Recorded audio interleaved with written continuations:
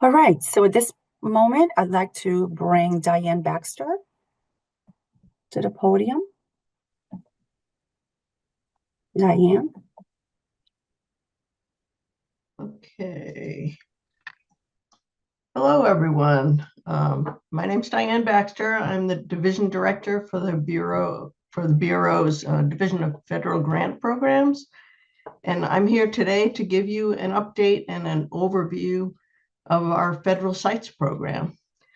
As you know, wayside cleanup is mostly focused on our state program, but we also do have a role in federal sites that are regulated under CERCLA in the region.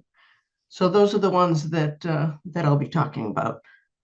So our role really, it depends on the type of site we have. We oversee a variety of sites from ones that EPA manages that we call sort of classic Superfund sites, as well as a number of different sites, different types of military sites. Some that are national priorities list Superfund sites, but there are others that are not, and also formerly used defense sites. So in general, our role is to provide oversight to ensure that the site investigations and remedial actions meet federal and state requirements. We also have a role in concurring or approving selected remedies for the classic Superfund sites. And we also have a responsibility to perform long-term operation maintenance and monitoring at sites where there's no viable responsible party. So just a rundown of sort of what the status of the sites in our state are. So this is what we've been working on over the past year, or really years, I guess, in the Superfund program. So the classic Superfund sites, non-military sites that we work on with EPA, we have 31 of those in various stages of the process. 9 of them are currently in or moving quickly toward remedial action. Part of that was because of the push of federal money in the bipartisan infrastructure law. It allowed some acceleration of remedial actions.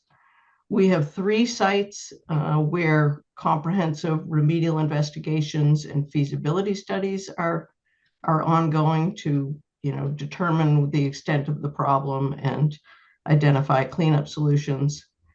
We have 20 sites where remedial actions are complete and long-term operation maintenance and monitoring is ongoing. 5 sites where there were remedies a long time ago and there's been a need to reevaluate for a variety of reasons. 2 of these were pump and treat systems that are going to run forever if we don't change approach. So we're looking into how we can more effectively deal with them with newer technologies. We also have 1 site that's in the process of being proposed for listing, where it's probably about a year out from listing now, but we're confident that the National Fireworks site in Hanover will end up being listed. So in addition to those sort of classic Superfund sites, we have 12 military installations, each which includes multiple sites that are in various phases of investigation. I think the biggest thing going on at the military sites now is PFAS investigations. As you can imagine, a lot of these sites had airports or, they used AFFF, and some of them have quite large PFAS plumes. We also oversee formerly used defense sites, which are no longer owned by the military, but had military use in the past. Some of these are munitions and explosives type sites. Others are hazardous and toxic substances. We are the sole regulator on these sites. EPA isn't involved, so it's sort of a strange situation where they're cleaned up and investigated under federal rules under the CERCLA program, but we're the regulator. So it's a little bit of a strange role for us. So I think that's about it for federal sites at this point. Thanks. Thank you, Diane, and to all the federal facilities and federal program staff for continuing to carry the pace of our role in our cleanup process with these federal sites. Next, we will be providing an update on Brownfields. I'd like to invite David Foss to the virtual podium. Thank you. Good morning, Millie. Thanks, everybody. I'm Dave Foss, and I'm the statewide Brownfields coordinator, and I wanted to talk about 3 different aspects of how the statewide Brownfields program is reaching out to communities across the state. And so beginning in January 2023, so it's FY22, we were granted additional funding from the EPA. So the 128A funding, and I'm using the federal designations because that's how we have to track them on the back end here. That's over time, we have an annual appropriation. So call it a round number of EPA gives DEP $1 million a year to help us run our waste site cleanup program. But with the bipartisan infrastructure law, we're getting on the order of an additional $800,000 a year for the 5-year life of the bill. And we are using that for site-specific activities that includes assessment and cleanup actions at sites that were very much backburnered, like there wasn't a performing party able to do any work, often owned by a municipality. And so here you can see we've got 10 sites, the ones listed in black, where activities are already done. So some of those are assessment, and some of them were assessment with the goal of cleanup planning. So for example, in Bridgewater, we did enough assessment to say, here's what's needed for cleanup, and we're going to help the town of Bridgewater get that site cleaned up. The Peabody example is a former tannery that the city owned. We did enough assessment, so they're applying for an EPA cleanup grant this cycle. And so that was one of the real objectives of this money, was to help move these sites that are kind of stagnant and stationary and get them to that next step. And so fingers crossed, the EPA grant application window was last week, and hopefully folks like Worcester and Peabody get their grants so they can get those sites cleaned up while that funding is still available. And so those, and then we have other communities, and it's either municipalities or nonprofits that are reaching out to us. So for example, the site in Haverhill is a nonprofit housing authority that is an eligible person that is reaching out for our assistance. So that is the kind of, I'll call it supplemental 128A funding update. Next slide, please, Paul. So I mentioned that last week was the deadline for submitting grants for EPA assessment cleanup revolving loan fund. A year ago, we applied and we were granted $2 million. That funding went live as of October 1st. And DEP is just in the process of kind of getting all of our administrative processes in place to help folks like municipalities and nonprofits request assistance from us to do assessments for them. So this is a grant of services. We have our statewide contractors for site assessment and remedial services. We call it the SARS contract.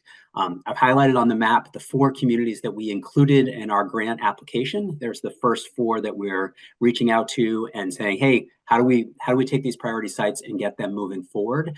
And I'm fortunate enough to work with folks like Tamara in Western Region and Joanne Fagan in Northeast Region, so that as I'm coordinating with the members from these municipal teams, whether it's economic development directors or mayors, that I've got the regional staff there as well. So I try to help make sure that we're using the funding in accordance with the federal grant programs, and then making sure the knowledgeable experts that are the DEP staff in the regional offices are part of the team as well. And so that will be a 5-year program, and literally just had our meeting with Holyoke 2 weeks ago. I've got a meeting next week with the City of Chelsea, And we'll be ramping this up into a larger outreach program beginning in January. But for now, we're starting with the communities that are listed here. And then if you look in blue, I've highlighted the type of assistance services that we can provide. So some of these will be ASTM phase 1, your really standard early stage environmental due diligence. And then others could be MCP phase 2, MCP phase 3, remediation planning, and community outreach. And really, this is one of the things where I hope smaller communities reach out to us, because we can work with those towns and the regional planning commissions and facilitate community outreach at a level that they might not be able to. A lot of the smaller towns don't have the staff on board to take the lead. And that's one of the advantages to this program, is we get to help run the program and have our contractors do the work.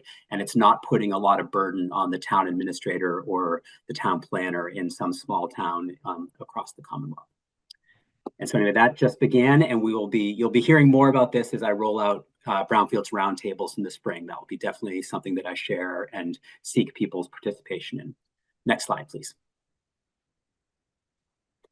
And Millie mentioned that we have been interacting with folks from other agencies. And one of the things that I'm really trying to do is make sure the things that get learned and the best practices that are out there, whether that's from our counterparts in the New England states in going through NMOA, or at SWAMO, which is the Association of State and Territorial Solid Waste Management Officials, sharing our best practices with them out into the national programs, and also bringing those back here. And so I've been really fortunate to be a part of the Brownfields focus group for at SWAMO, and I'm interacting with just some of my most interesting colleagues in the field are now folks from like Montana and Alaska and Tennessee. But it's great to learn from those folks.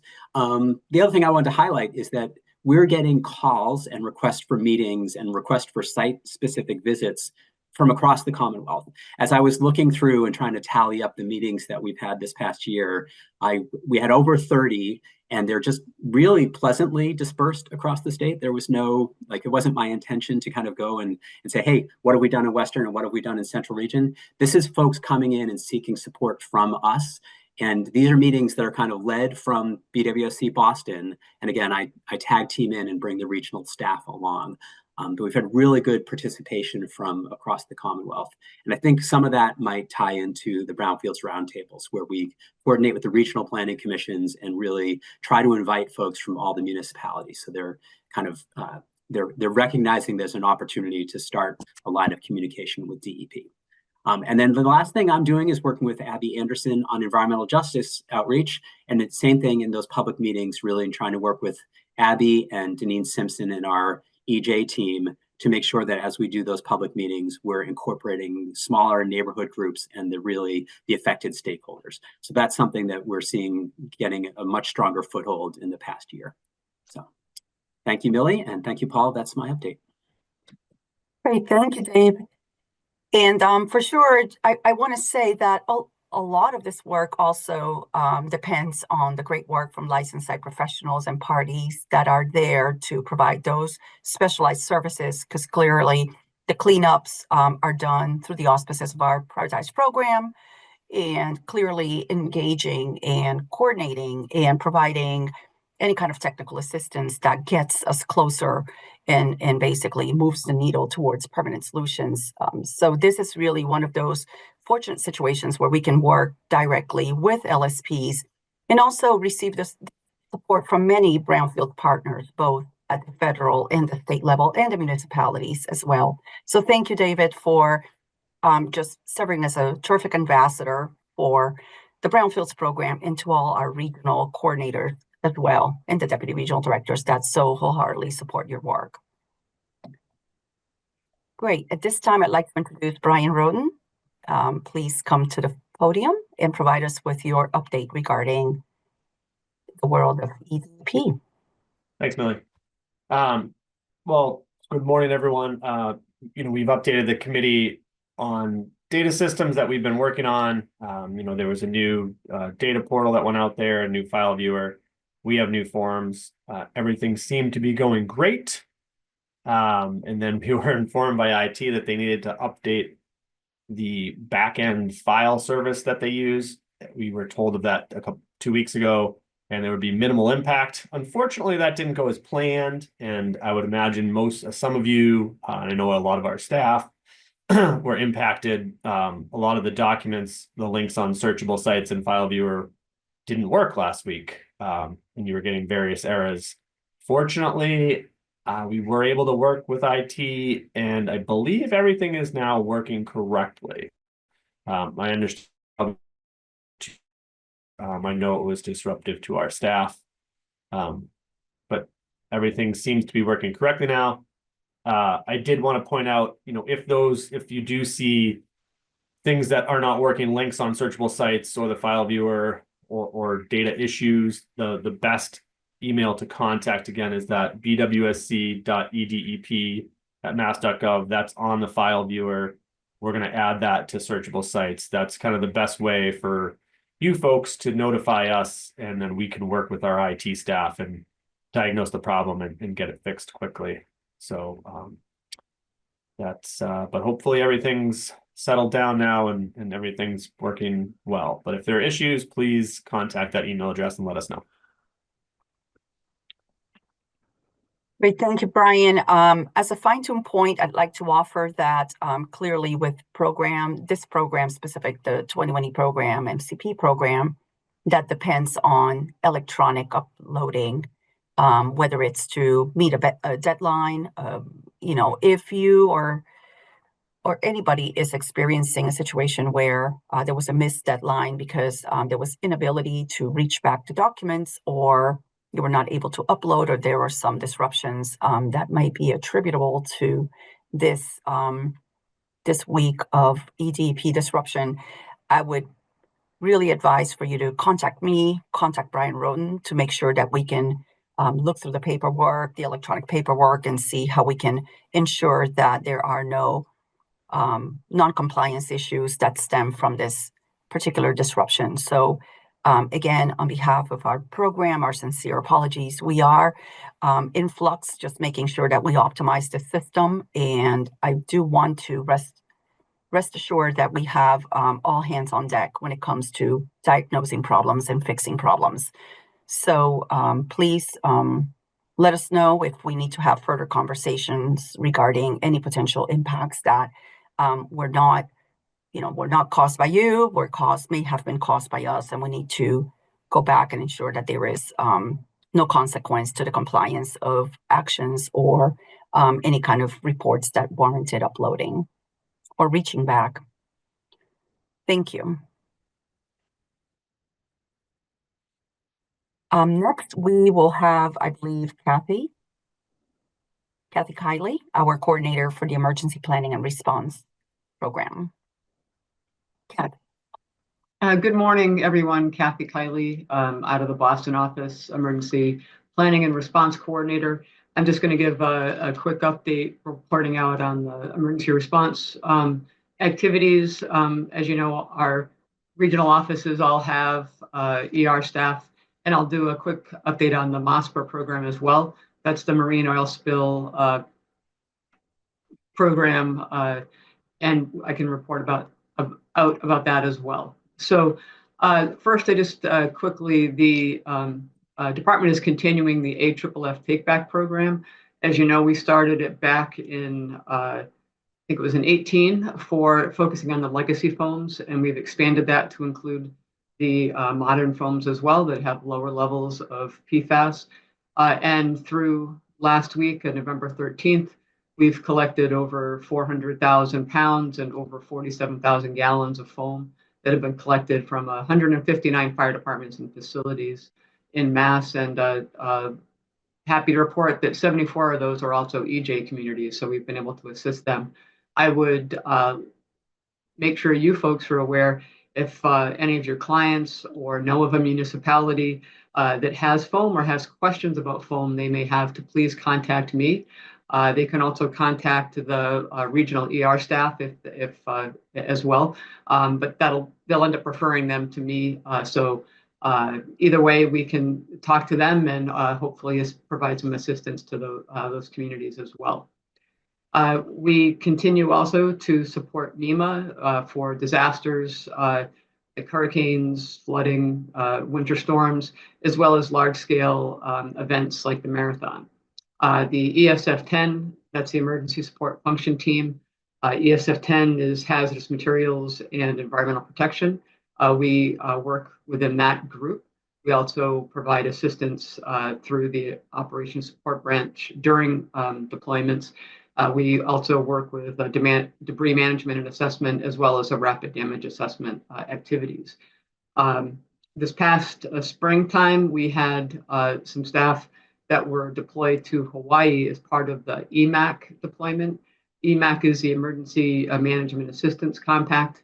Think of it as a national mutual assistance for all the states. And so Ray Reimold from our Southeast Regional Office was deployed out to Hawaii for 6 weeks in support of the work that they're doing still to this day as a result of the 2023 wildfires. We're also continuing to provide daily support to MEMA for air quality updates during the wildfires that we've been experiencing these last in October and still in November. So moving on to sort of the traditional ER work that folks do, I've provided the numbers of releases and complaints for the last few years, just so you can see sort of comparison on where we have been. About 1,000 releases and complaints each fiscal year. And so far through the 12th of November in FY25, we have 366 releases and 430 complaints. And of these, over the recent years, the majority still has been oil. 81 to 83% of those releases are oil, and lower amounts for the hazardous material and OHM combined. Also, the majority of those releases are 2-hour notifications. And one of the things that a lot of the staff and folks are aware of is a lot of the roadway releases, and those have been trending downward over the last 10 years, even with the exception of last year in Nero. There was a spike, but then it's come back down this year. Next slide, please. Thank you. So while you're familiar with a lot of the sort of regular releases and notifications that ER staff do, we also are involved in a lot of different work as well, or different types of releases. So I just want to give you some of those examples. On the left, we have a release that Northeast had. They responded to a release of marine diesel fuel, and this was from overfilling the boat fuel tank. And they helped to coordinate the response, and they also coordinated with Boston Fire Department and the Coast Guard. On the right, we have a recent response. Some folks may have seen some of this in the news. Northeast was involved with a response with a suspected clandestine drug lab. And there was also associated with that, there were hundreds of containers of hazardous materials that were dumped around the city. So the ER staff coordinated with their cleanup contractor to identify, contain, and dispose of the hazardous material that was involved in the incident. We've also coordinated with EPA removals, and they're assisting with the removal of the chemicals inside the residence where the lab was located. Next slide, please. Another example of sort of different types of responses. This was in the central region, and was a sulfuric acid release to pavement. This was a roadway, and you had the on-ramp from Route 12 onto the Mass Pike West, very heavily trafficked, and the tractor trailer overturned, and as a result of damage to the batteries, you had the release of the sulfuric acid inside the truck as well as to the pavement. So they helped to coordinate the response in that location as well and get the roadway back open. Next slide, please. A couple of other examples on the left, out in Western Mass, shows sort of like a more involved response. This was a release of nitric acid from rupture of a couple of drums due to some cross-contamination. And this necessitated a Department of Fire Service hazmat Tier 2 response. And the ER staff coordinated with them on the activities to respond and clean up that. And then on the right, sort of the opposite end of the spectrum, you also then deal with you have fire from at some paving equipment, and you had a release of all the diesel fuel and hydraulic oil to the soil. So just kind of wanted to show sort of a range of different types of releases that folks have been dealing with.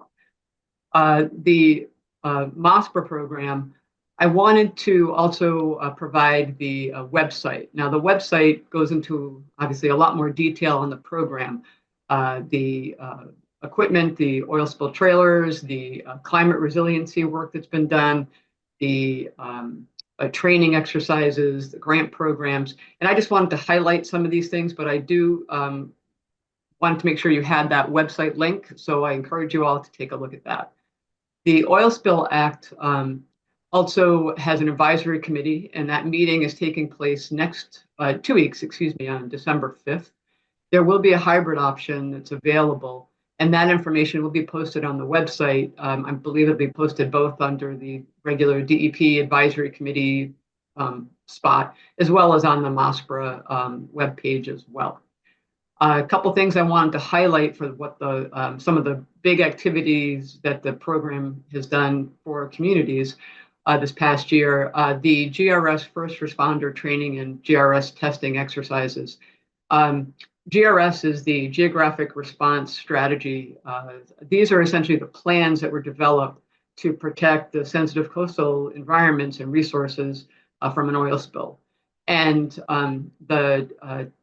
every year, the program puts on about 10 different training and testing exercises. This allows each of the communities their first responders to have make sure all of their staff have been trained and are aware of how to use the equipment. So this past year, there's a couple of pictures on the left you can see of some of the exercises that took place this past year. But just to tell you how successful it is, it's been going on now for 16 years. 160 of those GRSs were developed. Over 2,700 first responders have been trained, and we've held 108 of these training and exercises to help the communities. Another very effective program is the grant program. The MassDEP program did its second round of grants last year, and these grants are for projects that strengthen spill prevention measures and spill response capabilities. And 15 grants were awarded, more than $690,000 total. And the website there, the link that will take you directly to the grant program, and it can a little description of each different type of project that was awarded. So just a couple things I wanted to highlight for the work that all the ER and MassDEP staff do. And thank you very much. Thank you, Kathy. Clearly, emergency response really truly serves the function of as the eyes and ears of MassDEP, both during regular hours and after hours. And much of the work that it's actually performed is thanks to folks like licensed site professionals, respondents, property owners that witness and see firsthand indications of the need for notifying. And just as a reminder, we always encourage notification. There's ways to ensure that notifications are retracted if not applicable. So I just want to give you that certainty. And likewise, we actually also spend a lot of time on complaints, as Kathy has pointed out, lots of incoming complaints.